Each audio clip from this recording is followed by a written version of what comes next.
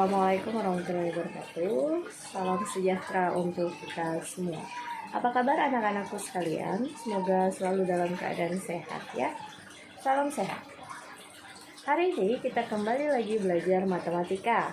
Namun hari ini dengan materi dilatasi, masih dengan bab transformasi. Jadi kalau minggu lalu kita sudah belajar tentang rotasi atau perputaran. Pada pertemuan hari ini kita belajar tentang dilatasi atau proses memperbesar dan memperkecil bangun. Adapun tujuan dari pembelajaran kita hari ini adalah yang pertama, dengan menyelesaikan aktivitas terkait konteks kehidupan sehari-hari, nanti kalian dapat memahami konsep dilatasi dengan benar. Kemudian yang kedua, jika diberikan letak suatu benda pada koordinat kartesius, nanti kalian dapat menentukan letak bayangan benda tersebut akibat dari dilatasi secara tepat. Kemudian yang ketiga, dengan berpikir kritis dan kreatif secara cermat, nanti kalian dapat menganalisis suatu masalah kontekstual yang berkaitan dengan dilatasi. Ya, itu adalah tujuan dari pembelajaran kita hari ini. Untuk lebih jelasnya, mari kita masuk ke dalam materi. Dilatasi merupakan suatu transformasi mengubah ukuran, memperbesar atau memperkecil bentuk bangun geometri tetapi tidak mengubah bentuk bangun tersebut. Dilatasi terhadap titik pusat merupakan perkalian dari koordinat tiap-tiap titik pada suatu bangun datar dengan faktor skala sebesar K. Faktor skala menentukan apakah suatu dilatasi akan diperbesar atau diperkecil. Secara umum, dilatasi dari suatu koordinat x, y untuk suatu koordinat x, y dengan faktor skala sebesar K dengan pusat dilatasi 0,0 akan menghasilkan koordinat K dikali X, skalanya dikali dengan titiknya, titik awal X, K dikali Y. Atau dapat ditulis X aksen, Y aksen ini maksudnya titiknya setelah titik koordinatnya setelah dilatasi. Nanti cara menentukan titik koordinat setelah dilatasi dengan faktor skala K. Cara menentukannya adalah K dikali X dan K dikali Y. Dilatasi dari suatu koordinat X, Y dengan faktor skala K dengan pusat dilatasi A, B. Jadi yang pertama di sini pusat dilatasinya adalah 0,0. Sedangkan yang kedua di sini jika pusat dilatasinya adalah A, B, maka cara menghasilkannya adalah cara menghasilkan koordinatnya dengan cara K dikali X dikurang A ditambah A, K dikali Y dikurang B ditambah B. Ya. Jadi kita gunakan rumus ini untuk menentukan nilai koordinat X, Y-nya setelah dilatasi dengan faktor skala yang sudah ditentukan. Cara menentukan apakah gambarnya nanti akan diperbesar atau diperkecil, kita bisa lihat dari skalanya. Jika K lebih dari 1, maka nanti akan diperbesar. Sedangkan jika K lebih dari 0 dan kurang dari 1, maka dilatasi tersebut akan diperkecil. Untuk memperbesar atau memperkecil bangun, letak pusat dilatasi bisa di dalamnya bangun, bisa di luar bangun, bisa juga di tepi bangun atau di ujung-ujungnya. Ya. Untuk lebih jelasnya mari kita lihat di contoh. Di sini Bu Guru kasih 3 contoh. Nanti masing-masing contohnya berbeda.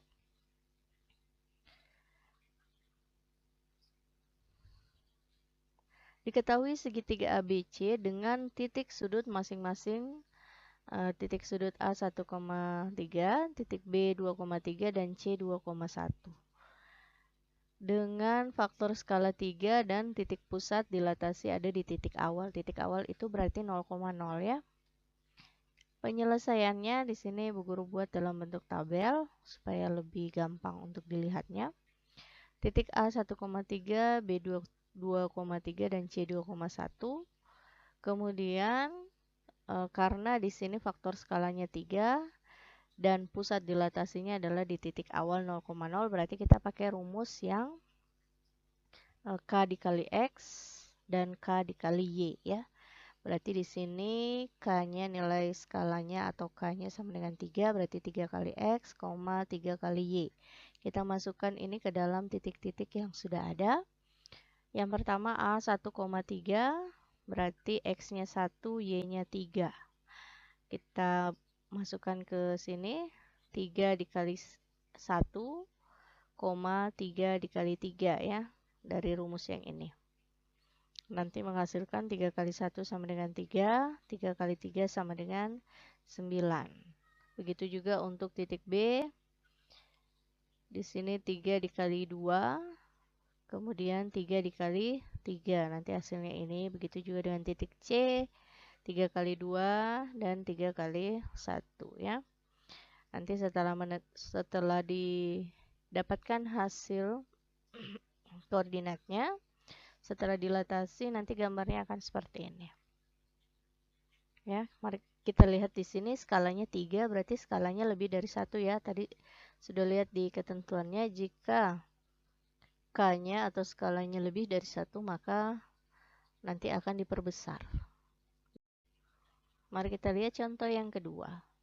Diketahui segi 4W, X, Y, Z dengan titik-titik sudut, titik W, X, Y, dan Z dengan faktor skala 0,5 dengan pusat dilatasi adalah di titik awal. Titik awal berarti 0,0.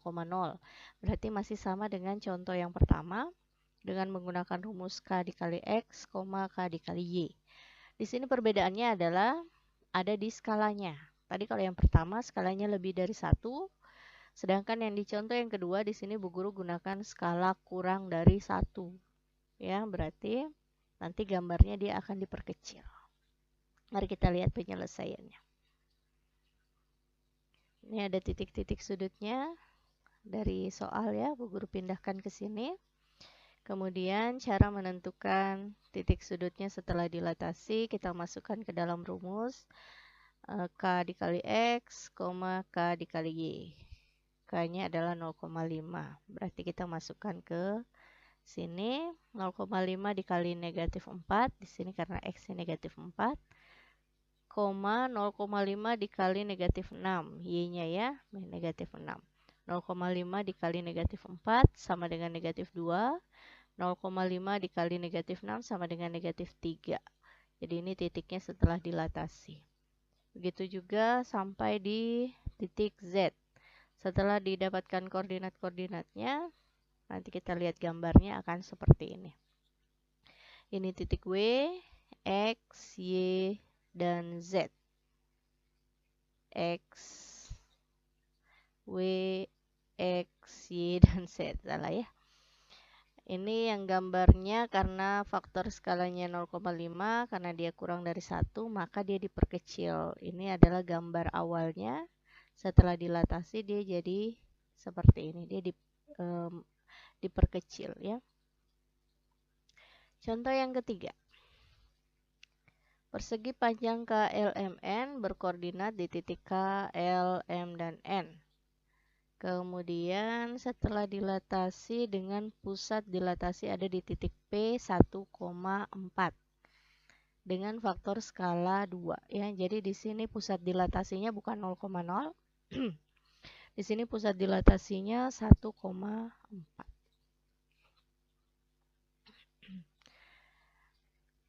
Mari kita lihat penyelesaiannya.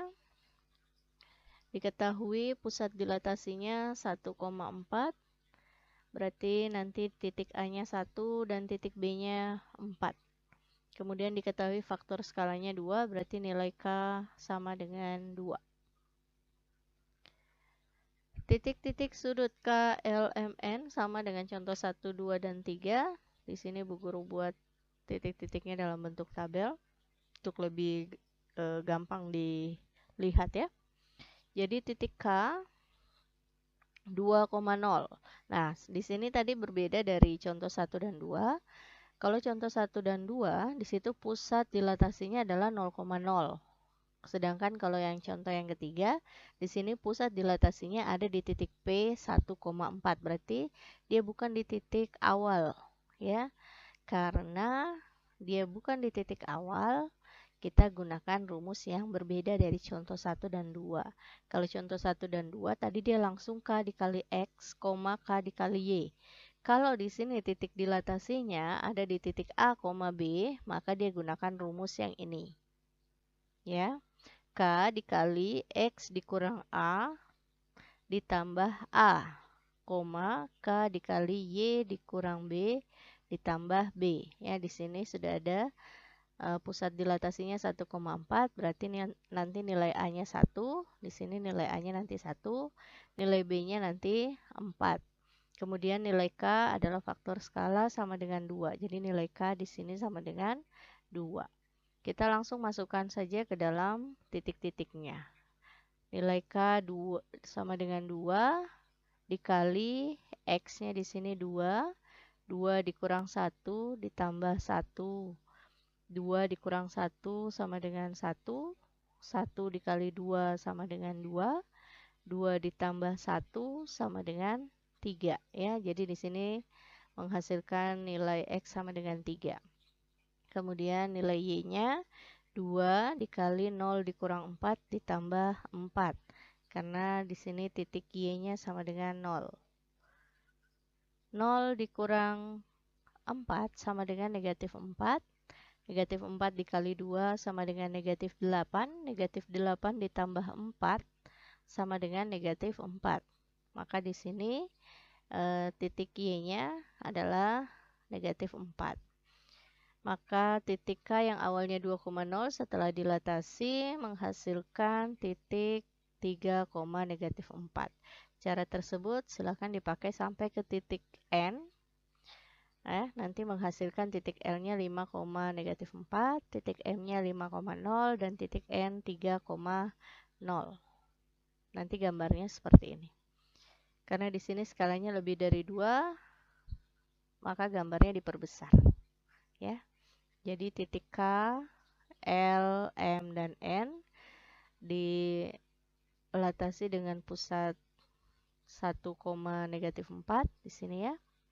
Titik pusat dilatasinya, kemudian diperbesar menjadi titik K-nya 3, negatif 4, L 5, negatif 4, M 5,0, dan N 3,0. Seperti ini ya. Baik, sekian dulu untuk materi hari ini. Ya, jadi kalau misalkan ada yang kurang dipahami, bisa langsung kirim pesan melalui e-learning atau bisa langsung japri Bu Guru melalui WA ya. Semoga apa yang kalian pelajari hari ini dapat dipahami dengan baik. Jadi untuk pertemuan berikutnya, jadi karena materi dilatasi ini adalah materi terakhir pada bab transformasi, jadi pada pertemuan berikutnya nanti kita akan adakan ulangan harian ya. Jadi nanti kalau misalkan ada yang belum dipahami, boleh langsung ditanyakan. Sekian dulu ya. Assalamualaikum warahmatullahi wabarakatuh. Salam sejahtera untuk kita semua.